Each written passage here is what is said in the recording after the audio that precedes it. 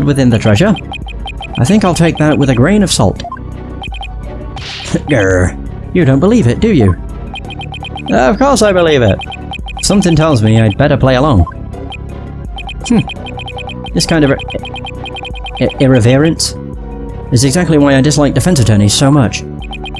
Your Honor, Your Majesty. What is it now? This treasure, I've never seen it, so it's a little hard for me to imagine. Pardon me, could I see a photo of it or something? Of all the outlandish requests, you defense attorneys are truly beyond the pale. Every time I see him, he reminds me of, was it Droopy? It just reminds me of a cartoon character, especially when he has that shocked face. It really reminds me of Droopy Dog. Was he called Droopy? He had, like, orange hair and really droopy cheeks. I think Droopy makes sense for the name. He's been getting awfully angry with me. And are those veins popping out of his forehead? It's forbidden for anyone outside of the royal family to view the treasure itself. They say that anyone without the proper spiritual power would be blinded instantly. That is why the average person has never seen the treasure, Mr. Wright. I guess there are national treasures that are off limits to the public back home too. For the benefit of the shamelessly uninformed defense, let me share this newspaper article. It's written in hieroglyphics. It includes photos taken about 8 years ago when the treasure was unearthed. These are the only public photos of the outer box in existence. What's more, the treasure box only leaves the temple's treasure room but once a year, for a special New Year's rite that takes place at the palace. Therefore, this treasure box has only ever been seen by a handful of people. So now we have the treasure box, forced open and its contents stolen. The average person can only see it in this newspaper article. Or the crime photo, if you want to see what it looks like on the inside too. I hear there's been a string of thefts lately of historic artifacts from the temple. Right, Your Majesty. Inexcusable thievery of precious national treasures for personal gain. And the culprit is the accused. So he used his position as monk in training to get his hands on the treasure. Is that it? The accused's family is by no means wealthy. To help with family finances, he works as a tour guide in addition to his ascetic training. We'll admit, his gavel doesn't quite have the oomph of the judge back in our home country. Thank you for giving an excellent outline of the case, Mr. Penn. Now then. No more questions from the defense, I presume? What? No, I do have questions. Even more? But you just asked a bunch. Well, make it snappy. My class starts in just a few short minutes. What? He's still planning on going to that thing? There's still a lot I don't know about the case. I should ask now while I have the chance. Let's see. What else do I need to know more about? The weapon, the motive, the crime scene. The murder weapon. Mr. Payne, what was the murder weapon? The murder weapon was the treasure box itself. Oh yeah, you can see it. The empty treasure box left at the scene had a large bloodstain on it. How utterly reprehensible using the sacred treasure box for murder.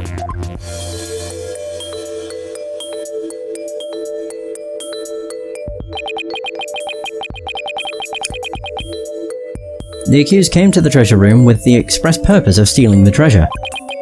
He climbed the altar stairs and snatched the box, ready to abscond with the treasure. But he was stopped. Oh.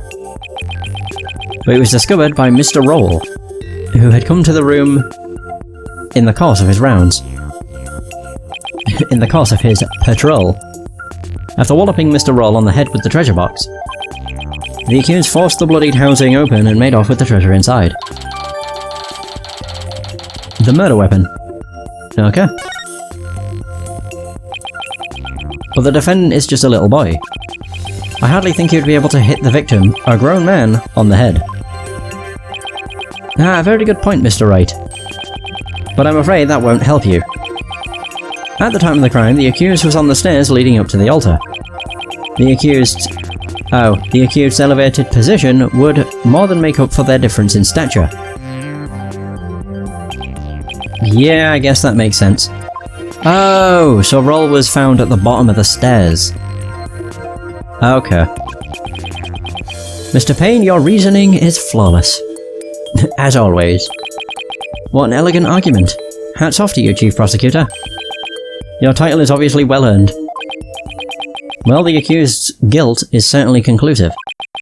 Unless there is anything else, I am ready to announce my verdict. Very well. In that case, I find the accused... Hold it. Just one moment, Your Majesty.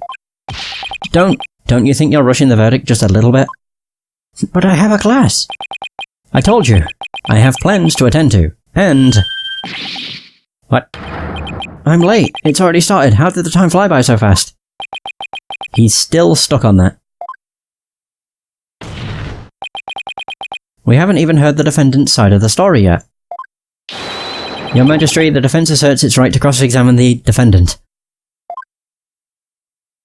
We're just gonna get laughed at. Ha ha ha! Huh? Did I say something funny? I mean, I did do the laugh. Cross-examine the... What do you mean by that? What? What do you mean, what do I mean? I seem to have some dim recollection of the process, but I can't quite recall. And little wonder, the so-called defendant hasn't been questioned in over 20 years. Jesus, should I even be surprised anymore? No. Anyway, I demand we let the defendant or the accused tell his side of the story. Is that really necessary? Of course it's necessary, Your Majesty. What harm could it do? I say we allow the boy to speak, Your Majesty. Though I doubt he'll have anything relevant to say, or of relevance to say. They're just wanting to humiliate me. Oh, how kind of you, Your Royal Painness. Very well. As long as it's okay with you, Mr. Payne. I'm already hopelessly late for my class anyway. In that case, the prosecution calls the accused back to the witness stand. Oh, but before we do, I'd better call my wife and apologise for missing that class. Any objections? Go for it, Your Majesty. Oh my. This is already great. Accused, state your name and occupation again, if you would. I'll be your guide. I'm in training to be a monk, and I'm a tourist guide too. A tour guide too. Why me? Now, where were we? Cross-examining the defendant, Your Honour. Your Majesty. Shit. Right. Let's do that then. But the defense attorney's insistence, I might add. He sounds a little dispirited. His wife must have given him a piece of her mind. Probably. Well, the defense had better get to it. And make it quick if you please. The defense? Mr. Wright, I didn't know you were a lawyer. Well, I am, and I'm here to defend you, I'll be. Don't worry. All you have to do is tell the truth, and you'll be alright. You tricked me. What? If I knew you were a lawyer, I wouldn't have given you that tour. Give back that Magatarman I gave you yesterday. Albie, what's gone into you? Don't talk to me. You disgust me. Now even Albie's against me. But why? This must be a new experience for you, Mr. Wright, being loathed by a client.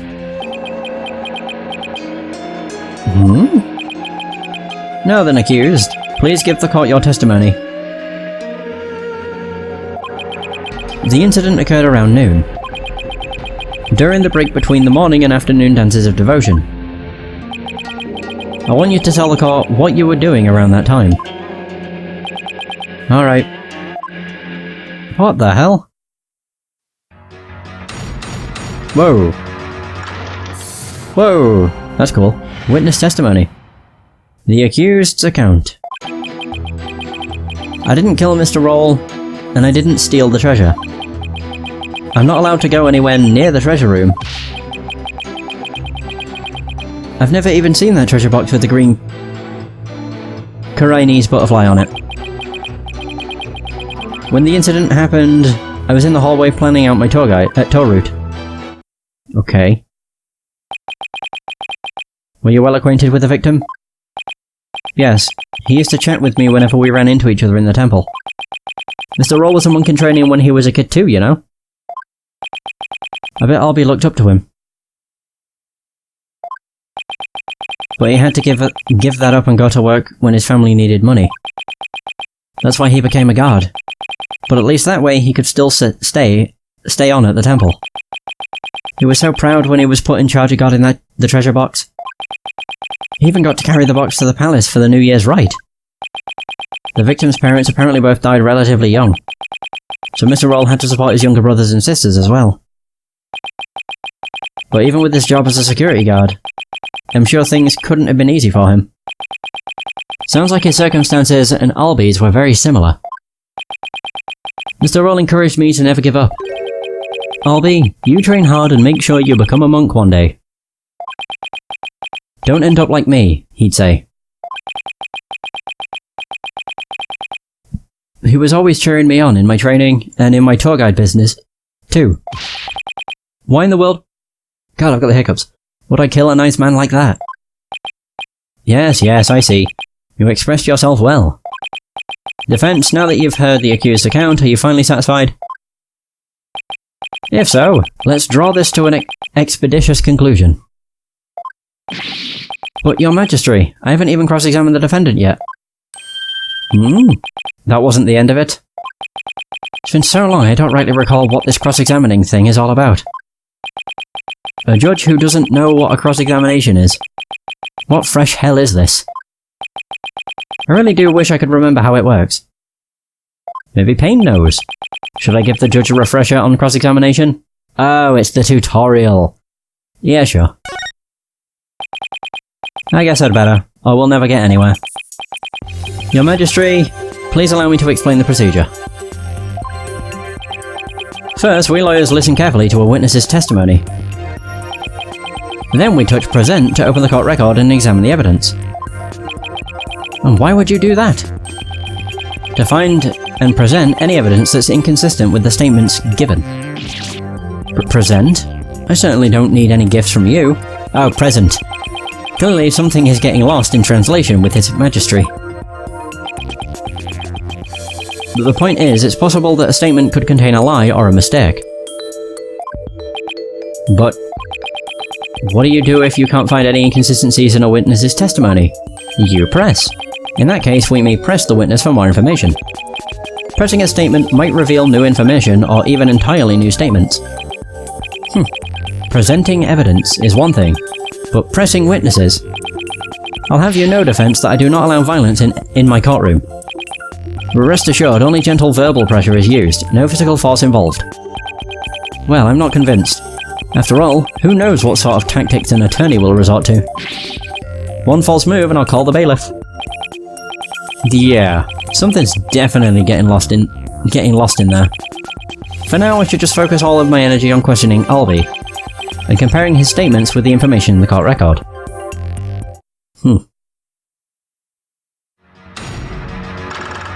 Oh cool, cross-examination is red. That's cool. I like the little touch-up. Oh! Wait. We don't have a health bar anymore. We have...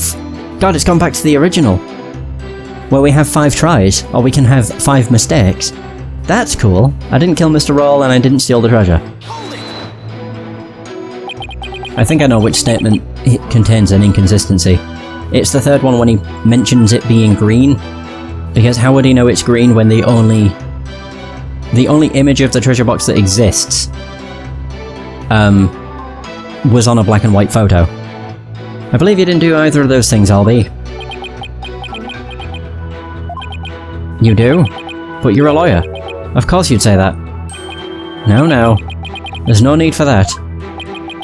But he's right. Lawyers always claim their client is innocent, even if they have to lie. Just like you're doing right now, accused. Don't lump me in with that, lawyer. I'm not lying. I didn't steal anything and I didn't kill anybody. I'm not allowed to go anywhere near the treasure room. Yeah, I'm pretty sure it's the one where he mentions it being green. You're not allowed to go near the treasure room. Why is that? It's a rule of the temple. They keep a lot of important things in that room. Yes, like the Founder's Orb in particular. Only the royal family may lay eyes on it. Didn't Mr. Payne say anyone without spiritual power would go blind? I heard you wouldn't be blinded if you just looked at the outer treasure box. But I've never been anywhere near the treasure room. I'm too scared. Hey, Agent Trent. How's it going? You've got to believe me.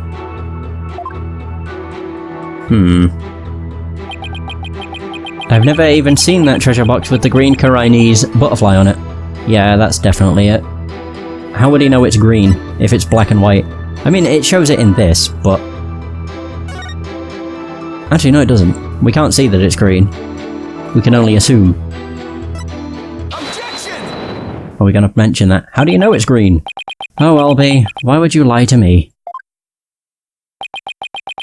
So you say you've never laid eyes on the treasure box, is that right?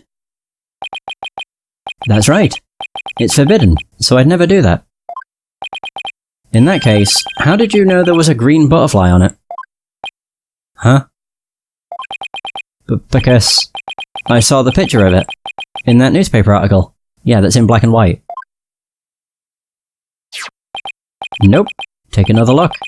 These photos are in black and white. You couldn't possibly tell what colour the butterfly is from these pictures. Got him. What the hell? Hold on. His bag. Did it just... move?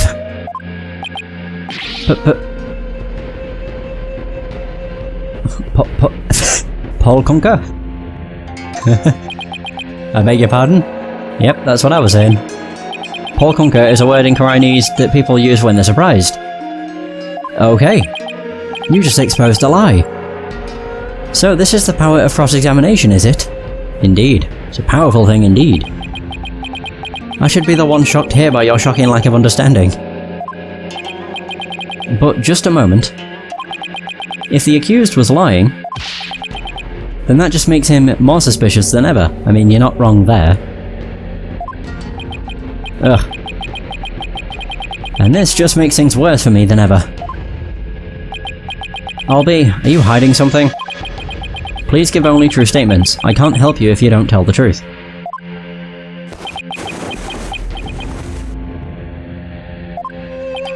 Darn. I just can't seem to get him to open up to me. So, accused, you have seen the treasure box with your own eyes after all, haven't you? Well... maybe I did take a peek one time a long time ago, when I was cleaning the treasure room. But you weren't in the treasure room at the time of the incident, right? Of course I wasn't. Ew. That is a lie. You were most definitely inside the treasure room on the day of the incident.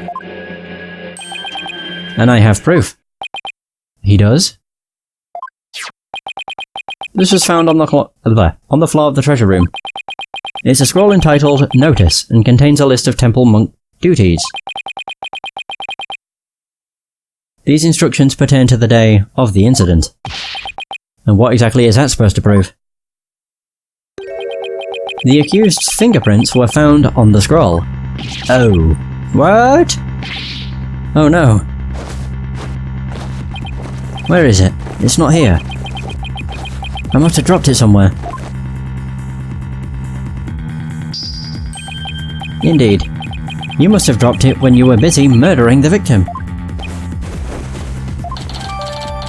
Okay. A notice from the day of the incident, the defendant's fingerprints were found on it. Oh dear. Well, things are getting worse for us. No. Then that means... Albie was there on the day of the incident. That's the third hearty chuckle. So this is the power of the cross-examination. The more the accused talks, the guiltier he paints himself. Yes, it would seem so, Your Majesty. Oh dear. He predicted my argument and had evidence ready to refute it.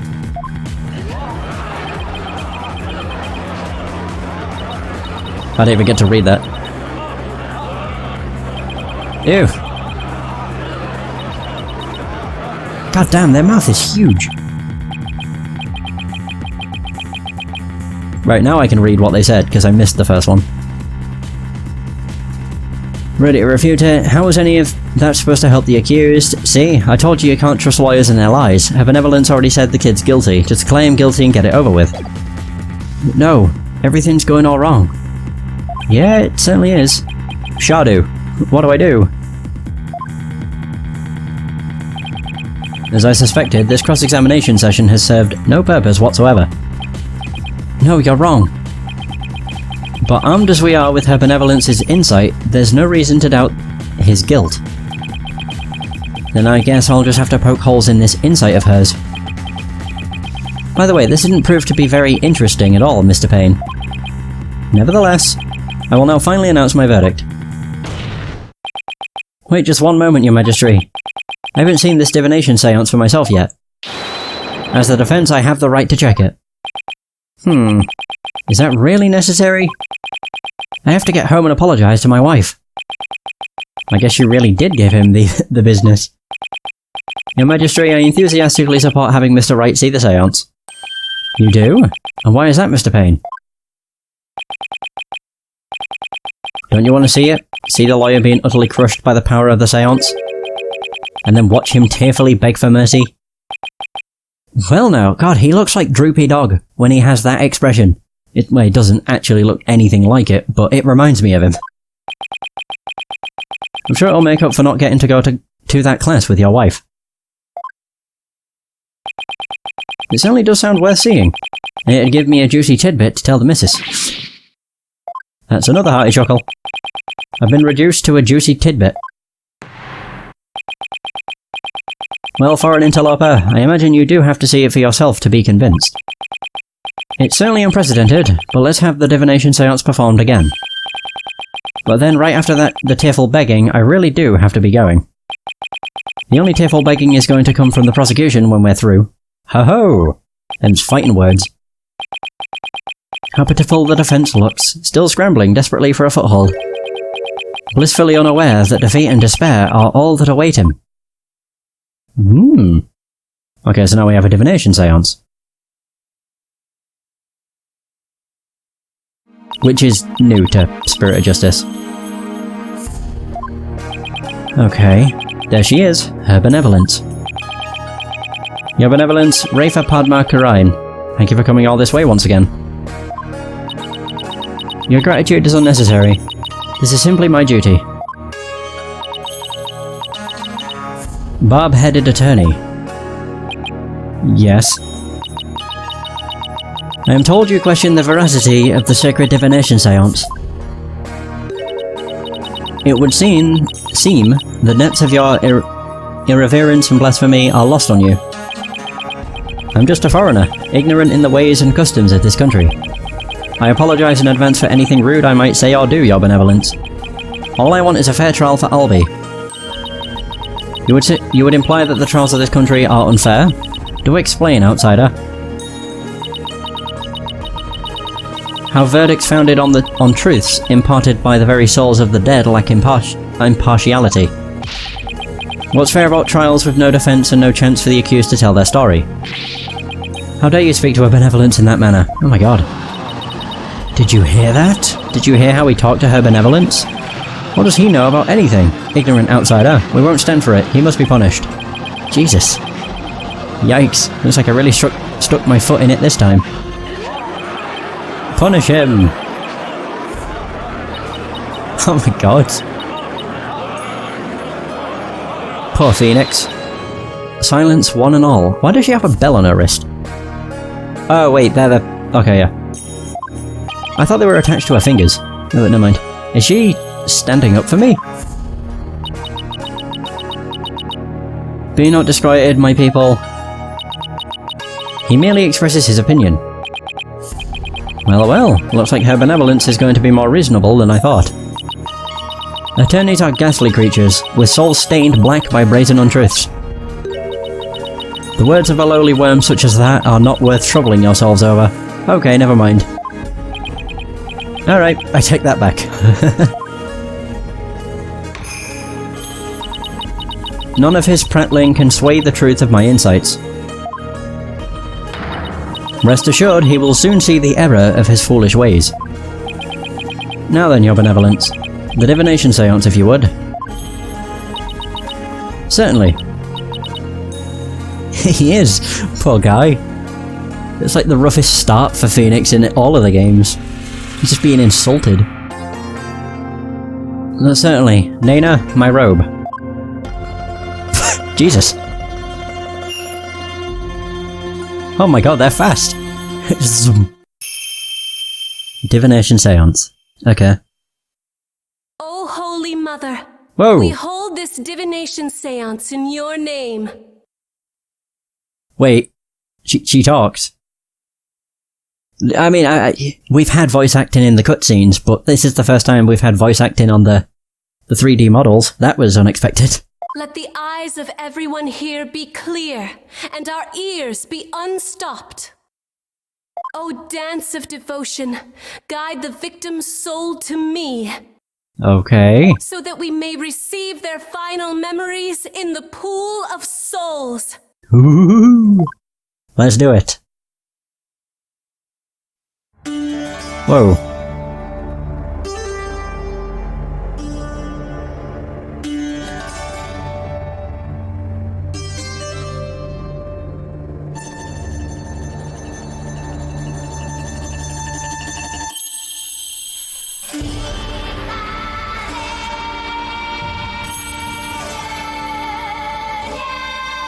God, I wish I could hear this music and not instantly think Art Onelico.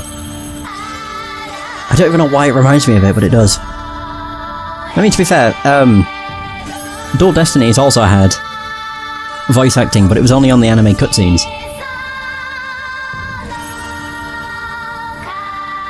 Before each trial, or partway through a trial. So it's just weird to see it on the 3D models instead. Cool though. Whoa!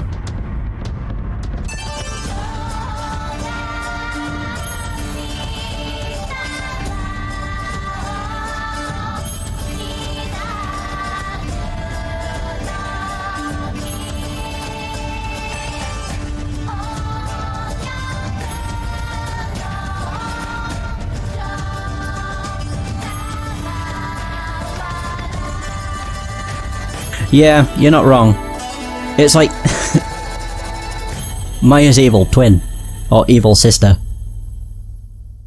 We don't actually know if she's evil, she comes across as a bit of a bitch. Whoa. God, I love the detail in this. Makes me even more appreciative that I'm playing the Android version. What the fuck? Incense. Okay. Song of Ceremony, Boy's Voice. Okay, game, you're gonna have to teach me something. But boy's voice. Pain. Oh, this is from the guy's... Okay, yeah, it's from the dead bodies. The dead guy's soul. I'd completely forgotten what the hell it was all about.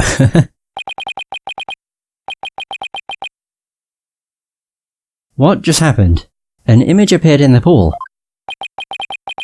A final message from the victim's soul. The last communication of his Mitama. The divination seance has revealed this to us. Her benevolence can use her power of spirit communion to project a victim's memories of the last few moments before their demise. Didn't we already prove that this doesn't really work? Like, not in this game, but in the first game. On Case 4. Because, they used a spirit medium to get in touch with Gregory and find out who killed him. And then they wrongfully, essentially screwed over the wrong person who held a grudge for all those years. And it was a different person entirely. See, so they can be wrong. We've proved it. Whether that's the case with this, who knows? So what we saw in the pool is what Mr. Roll actually experienced. In the victim's memories, we see the accused raising a weapon up over his head. This is consistent with the findings of the police investigation. Maybe he just thought it was Albie, and it was someone else. Well, we know it was someone else. At the start of this case, we saw who did it. There has to be some kind of mistake. I didn't do it. This looks bad for Albie. Really, really bad. Now do you see why I'm the incredible pain? More than I can express. But even if those really are the victim's last memories, what can I do with them?